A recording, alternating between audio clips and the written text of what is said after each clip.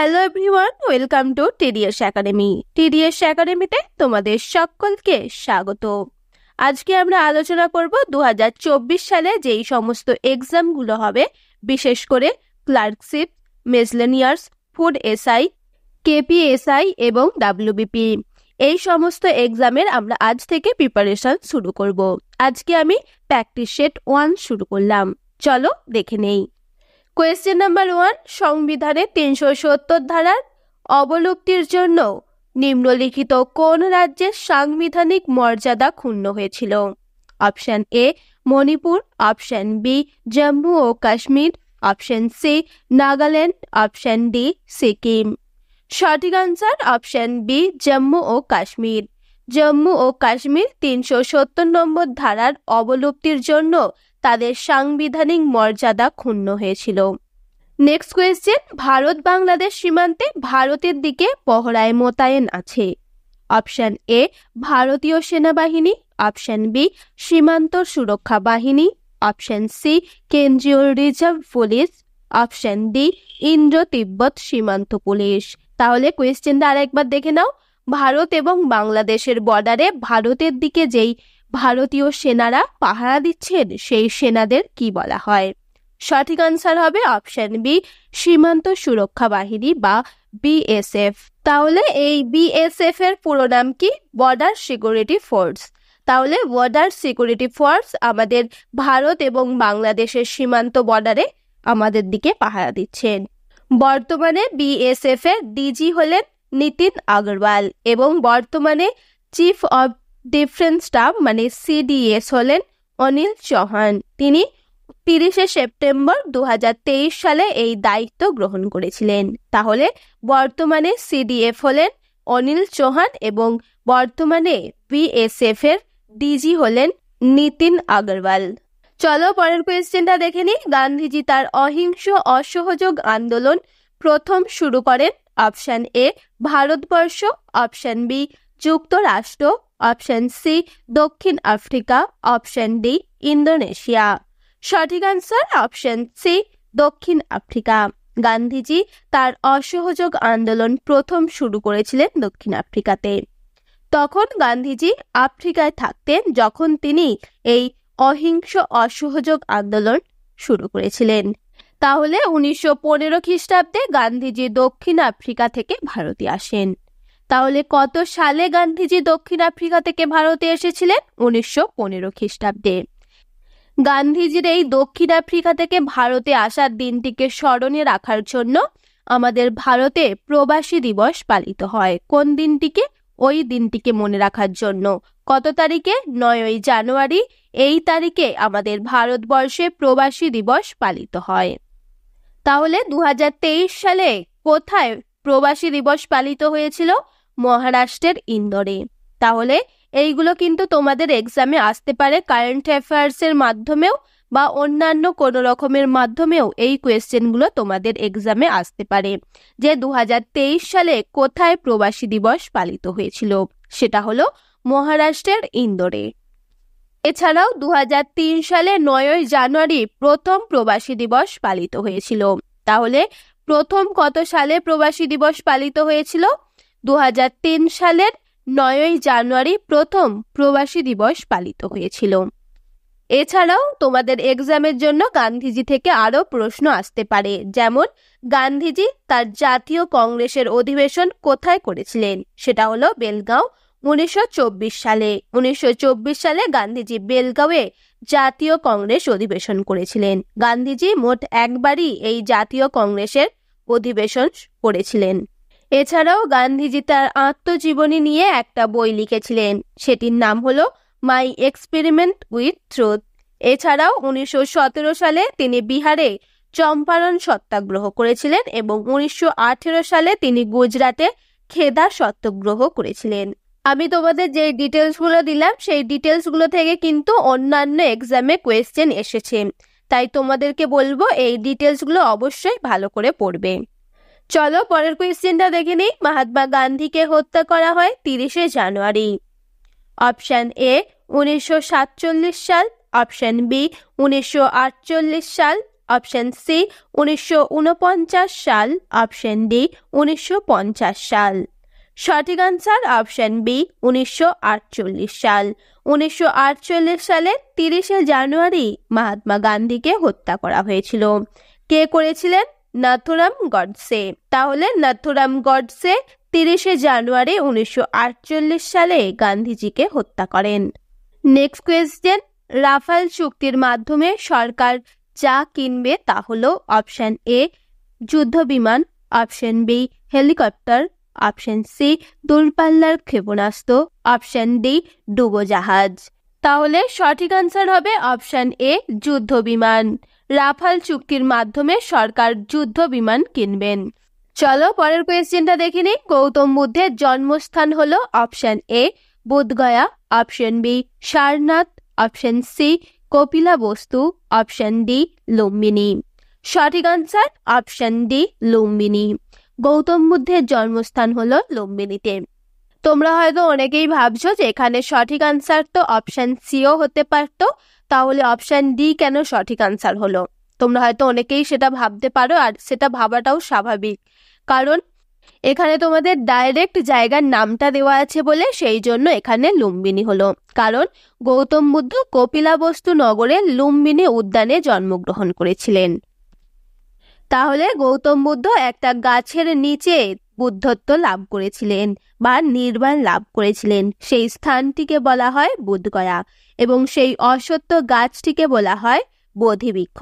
তাহলে যেখানে নির্বাণ লাভ করেছিলেন সেই স্থানটিকে বলা হয় বোধগয়া, এবং সেই অশ্বত্থ গাছটিকে বলা হয় বোধিবৃক্ষ। এছাড়াও তিনি সারনাথে প্রথম ধর্ম প্রচার করেছিলেন। তাহলে গৌতম বুদ্ধ তার প্রথম ধর্ম প্রচার কোথায় করেছিলেন? সারনাথে। এবং তিনি খ্রিস্টপূর্ব 563 অব্দে কপিলাবস্তু নগরের লুম্বিনী উদ্যানে জন্মগ্রহণ করেন। চলো পরের কোয়েশ্চেনটা দেখে নিই। বিদ্যাসাগরের জন্মভূমি বীরসিংহ গ্রামে। অপশন এ নদিয়া জেলায়, অপশন বি হুগলি জেলায়, অপশন সি পশ্চিম মেদিনীপুর জেলায়, অপশন ডি বীরভূম জেলায়। সঠিক আনসার অপশন সি পশ্চিম মেদিনীপুর জেলায়। বিদ্যাসাগর পশ্চিম মেদিনীপুর জেলার বীরসিংহ গ্রামে জন্মগ্রহণ করেন। নেক্সট কোয়েশ্চেন, নিম্নোক্ত ব্যক্তিদের মধ্যে কে মুষ্টিযোদ্ধা? Option A Dibyendu Barua, option B Chand Ram, option C Manju Rani, option D Dipa Karmakar. সঠিক answer option C Manju Rani. Manju Rani ছিলেন একজন মুষ্টিবিদ। এছাড়াও দিব্যেন্দু বড়ুয়া ছিলেন দাবাবিদ কলকাতা থেকে। এছাড়াও দীপা কর্মকার ত্রিপুরা থেকে ছিলেন জিমন্যাস্টিকের জন্য। চলো পরের কোয়েশ্চেনটা দেখে নিই। জয়দীপ মুখার্জি কোন খেলার সাথে যুক্ত? Option A cricket, option B badminton, option C hockey, option D tennis. সঠিক answer option D tennis. Joydeep Mukherjee tennis খেলার সাথে যুক্ত ছিলেন। চলো পরের কোয়েশ্চেনটা দেখে নেই। নিম্নে বর্ণিত নদীগুলির মধ্যে কোন নদী ভারত সীমান্ত রেখা অতিক্রম করে না? Option A Damodar, option B Ganga, option C Teesta, option D Atrai.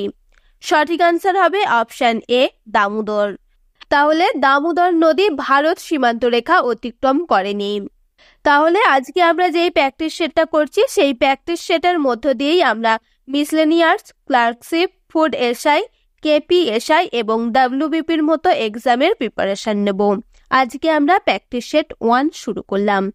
আর তোমরা অবশ্যই কমেন্টে বলবে যে তোমাদের কি নিয়ে ভিডিও তৈরি করলে সুবিধা হবে। আমি সেই নিয়েই ভিডিও তৈরি করার চেষ্টা করব। চলো তাহলে পরের কোয়েশ্চেনটা দেখে নিই। পরিবেশ সংরক্ষণের জন্য কোন ধরনের ব্যাগ ব্যবহার করা নিষিদ্ধ হয়েছে? অপশন এ প্লাস্টিকের ব্যাগ, অপশন বি পাটের ব্যাগ, অপশন সি কাপড়ের ব্যাগ, অপশন ডি কাগজের ব্যাগ। সঠিক আনসার অপশন এ প্লাস্টিকের ব্যাগ। প্লাস্টিকের ব্যাগ পরিবেশ সংরক্ষণের জন্য ব্যবহার করা নিষিদ্ধ হয়েছে। নেক্সট কোয়েশ্চেন, নিম্নোক্ত রাষ্ট্রগুলির মধ্যে কোনটি সার্কের সদস্য নয়? Option A Pakistan, option B Afghanistan, option C Myanmar, option D মালদ্বীপ। সঠিক আনসার হবে অপশন সি মায়ানমার। তাহলে মায়ানমার রাষ্ট্রটি আমাদের সার্কের সদস্য নয়। তাহলে সার্ক কি?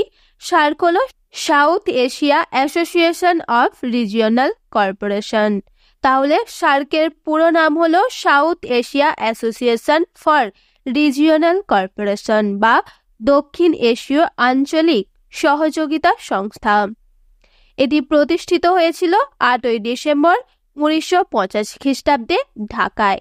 তাহলে বাংলাদেশের ঢাকাতে 1985 খ্রিস্টাব্দের 8ই ডিসেম্বর এই সার্ক প্রতিষ্ঠিত হয়েছিল। এর প্রধান সদর দপ্তর হলো কাঠমান্ডুতে। এই সার্কের সাথে মোট 8টি দেশ যুক্ত ছিল। তারা হলো, প্রথমেই বলবো, ভারত, বাংলাদেশ, নেপাল, পাকিস্তান, আফগানিস্তান, মালদ্বীপ, শ্রীলঙ্কা ও ভুটান। এই 8টি দেশ এই সার্কের সাথে যুক্ত। বর্তমানে এই সার্কের মহাসচিব হলেন মোহাম্মদ গোলাম সারওয়ার। তাহলে যদি তোমাদের কোয়েশ্চেন আসে বর্তমানে সার্কের মহাসচিব কে, সেটা হবে মোহাম্মদ গোলাম সারওয়ার। এছাড়াও কত সালে সার্ক প্রতিষ্ঠিত হয়েছিল? 8ই ডিসেম্বর 1985 খ্রিস্টাব্দে ঢাকাতে সার্ক প্রতিষ্ঠিত হয়। চলো পরের কোয়েশ্চেনটা দেখে নেই। নিম্নলিখিত দেশগুলির মধ্যে কোনটি স্বাধীন রাষ্ট্র নয়? Option A Scotland, option B Australia, option C Belgium, option D Spain. সঠিক answer option A Scotland. Scotland দেশটি এখনো পর্যন্ত স্বাধীন হয়নি। তোমাদেরকে বলবো, যারা আমার ভিডিওটা এখনো লাইক বা সাবস্ক্রাইব করনি তারা অবশ্যই একটা লাইক আর একটা সাবস্ক্রাইব করো। চলো পরের কোয়েশ্চেনটা দেখে নিই। যে দেশ থেকে S-400 ক্ষেপণাস্ত্র কেনা হয়েছে সেটি হলো option A Sweden, option B Russia, option C America, option D Britain. সঠিক answer option B Russia. Russia থেকে আমাদের ভারত S-400 ক্ষেপণাস্ত্র কিনেছিলেন। নেক্সট কোয়েশ্চেন, নিম্নলিখিত ব্যক্তিদের মধ্যে ঠিক কোন ব্যক্তির পর ডোনাল্ড ট্রাম্প মার্কিন যুক্তরাষ্ট্রের প্রেসিডেন্ট হয়েছিলেন? Option A Bill Clinton, option B Barack Obama, option C Colin Powell, option D George Bush. সঠিক answer option B Barack Obama. Barack Obama মার্কিন যুক্তরাষ্ট্রের ডোনাল্ড ট্রাম্পের পরে প্রেসিডেন্ট হয়েছিলেন। এই Barack Obama the audacity of hope বইটি লিখে বিখ্যাত হয়েছিলেন। এবং তোমাদের যদি এখন কোয়েশ্চেন আসে তাহলে আসবে বর্তমান প্রেসিডেন্ট কে, মানে মার্কিন যুক্তরাষ্ট্রের বর্তমান প্রেসিডেন্ট হলেন জো বাইডেন এবং ভাইস প্রেসিডেন্ট হলেন কামালা হ্যারিস। কামালা হ্যারিস হলেন ভাইস প্রেসিডেন্ট এবং জো বাইডেন হলেন মার্কিন যুক্তরাষ্ট্রের প্রেসিডেন্ট। চলো পরের কোয়েশ্চেনটা দেখে নিই। ফরাসি দেশের বর্তমান রাষ্ট্রপতি কে? Option A Nicolas Sarkozy, option B Jean Monnet, option C ফ্রা Hollande, option D Emmanuel Macron. সঠিক answer option D Emmanuel Macron. Emmanuel Macron হলেন ফ্রান্সের বর্তমান রাষ্ট্রপতি। নেক্সট কোয়েশ্চেন, লাওরেল মেসি কোন দেশের নাগরিক? Option A Argentina, option B Brazil, option C Bolivia, option D Portugal. সঠিক answer option A Argentina. Lionel Messi আর্জেন্টিনার নাগরিক। চলো পরের কোয়েশ্চেনটা দেখে নিই। 2019 সালে সাংবাদিকতায় ম্যাগসাসে পুরস্কার পান option A Swapan Dasgupta, option B Ravish Kumar, option C Arnab Goswami, option D Rabindra Kumar. সঠিক answer option B Ravish Kumar. 2019 সালে সাংবাদিকতায় ম্যাগসাসে পুরস্কার পেয়েছিলেন রবিশ কুমার। এবছর ম্যাগসাসে পুরস্কার পেয়েছিলেন 4 জন। বাংলাদেশের কালভি রাকসান, তিমুর লেস্তের ইউজেনিও লোমস, ফিলিপাইনের মেরিয়াম করোনেল ফেরার আর ভারতের ডক্টর রবি কানন আর। তাহলে যদি বলা হয় 2023 সালে ভারতে ম্যাগসাসে পুরস্কার কে পেয়েছিলেন, সেটা হবে ডক্টর রবি কানন আর। পরবর্তী কোয়েশ্চেন, নিম্নোক্ত ব্যক্তিদের মধ্যে কাকে 2019 সালে সাহিত্যের জন্য নোবেল পুরস্কার দেওয়া হয়েছিল? Option A Peter Handke, option B Bob Dylan, option C Olga Tokarczuk, option D Salman Rushdie. তাহলে সঠিক আনসার হবে option A, Peter Handke. Peter হ্যাঙ্কেকে 2019 সালে সাহিত্যের জন্য নোবেল পুরস্কার দেওয়া হতো। তোমরা হয়তো ভাবছো আমি 2019 সালের কোয়েশ্চেন নিয়ে কেন আলোচনা করছি, মানে 2019 সালে কে সাহিত্যে পুরস্কার পেয়েছিল, তারপরে 2019 সালে কে ম্যাগসার্স পুরস্কার পেয়েছিল, সেইগুলো নিয়ে কেন আলোচনা করছি। আমরা তো 2024-এ এক্সাম দেবো, কারণ ক্লার্কশিপের পরীক্ষা হয়েছিল 2019 সালে, তারপর আর কোনো পরীক্ষা হয়নি, এবারে হবে 2024 সালে। তাই আমি ক্লার্কশিপের 2019 সালের কোয়েশ্চেনগুলো আজকে আলোচনা করছি। সেই জন্যই বারবার এই 2019 সালটা কোয়েশ্চেনে তোমরা দেখতে পাচ্ছ। তাহলে চলো, 2019 সালে তো সাহিত্যে নোবেল পুরস্কার পেয়েছিল পিটার হ্যাঙ্কে। তাহলে 2020 সালে সাহিত্যে নোবেল পুরস্কার কে পেলেন? Louis Clark. এবং 2021 সালে সাহিত্যে নোবেল পুরস্কার পেয়েছিলেন Abdul Razzak.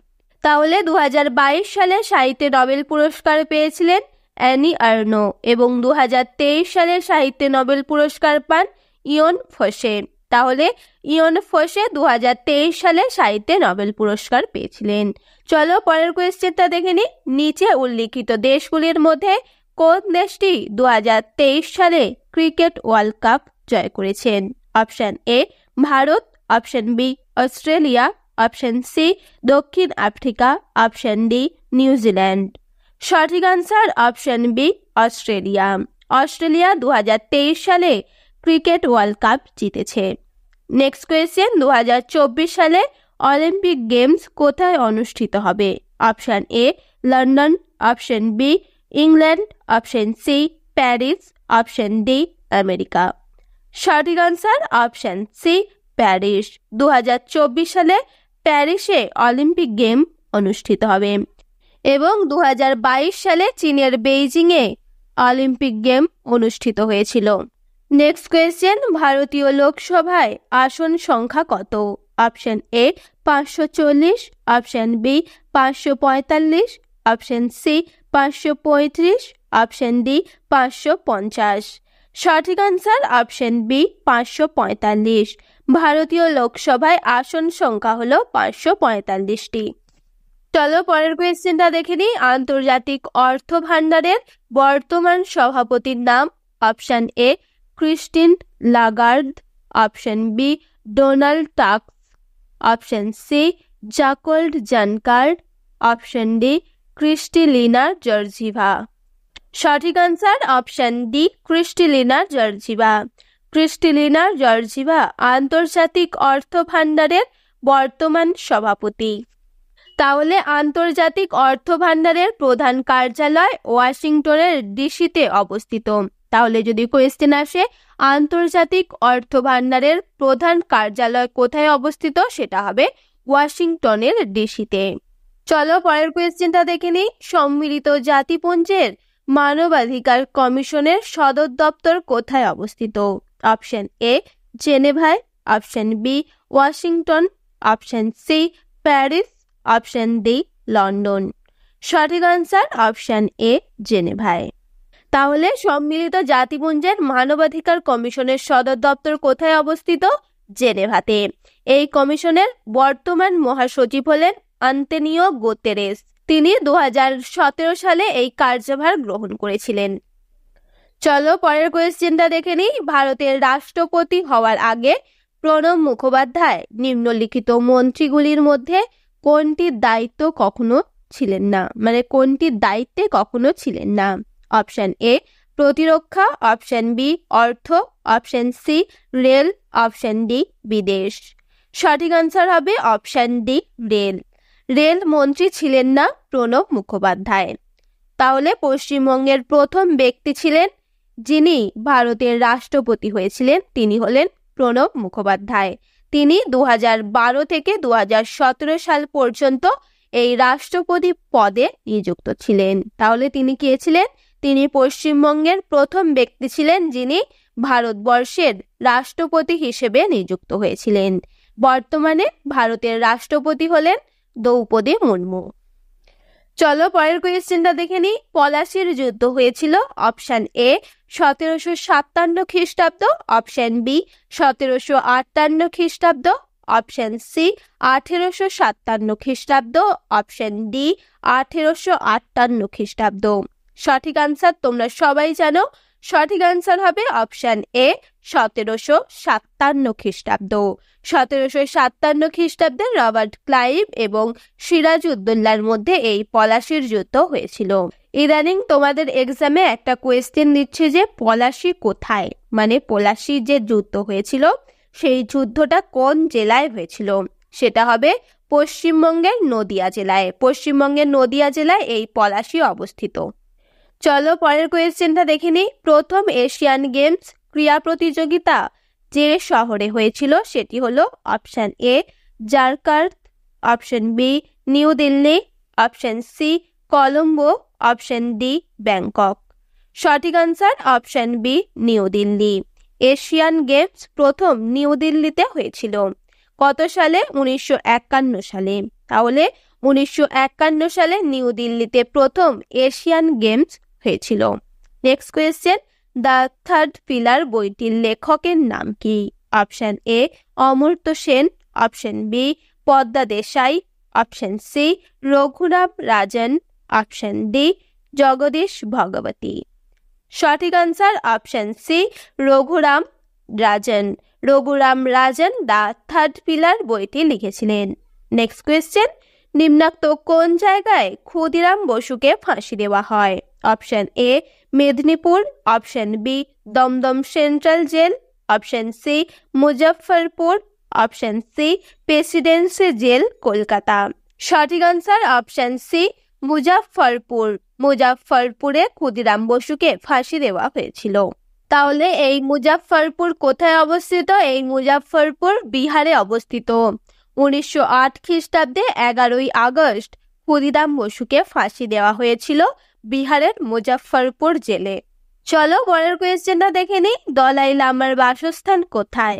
Option A Mussoorie, option B Rumtek মঠ, option C Tawang, option D McLeodganj ধর্মশালা।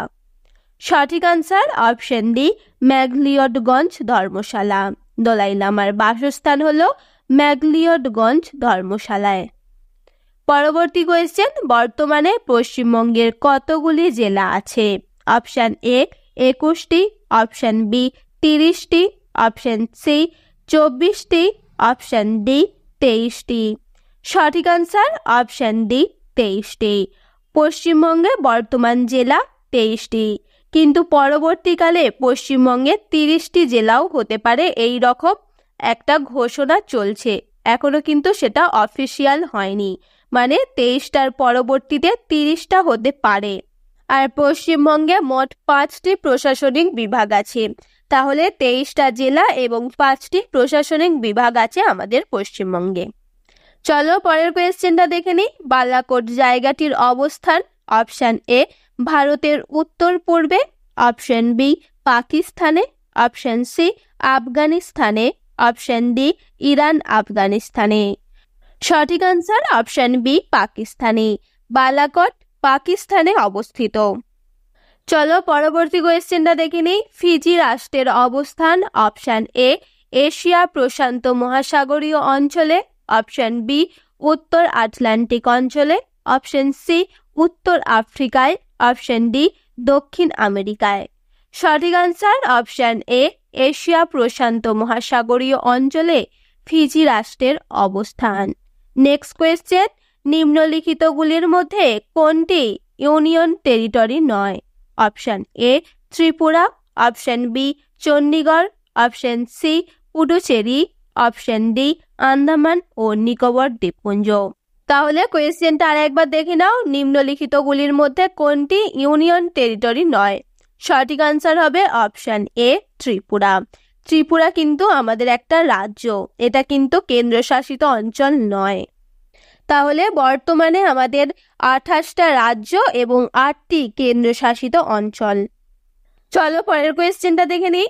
হাউডি মোদি অনুষ্ঠানটি যে শহরে হয়েছিল সেটি হলো option A Los Angeles, option B New York, option C Houston, option D Washington. সঠিক আনসার অপশন সি হিউস্টন। হিউস্টনে হাউডি মোদি অনুষ্ঠানটি হয়েছিল। চলো পরের কোয়েশ্চেনটা দেখে নিই। নিম্নোক্ত ব্যক্তিদের মধ্যে কে একজন প্রসিদ্ধ ভাস্কর নন? Option A Jogen Chaudhuri, option B Nandalal Basu, option C Ramkinkar Baij, option D Tarashankar Bandyopadhyay. সঠিক answer option D Tarashankar Bandyopadhyay. Tarashankar Bandyopadhyay কিন্তু একজন সাহিত্যিক ছিলেন।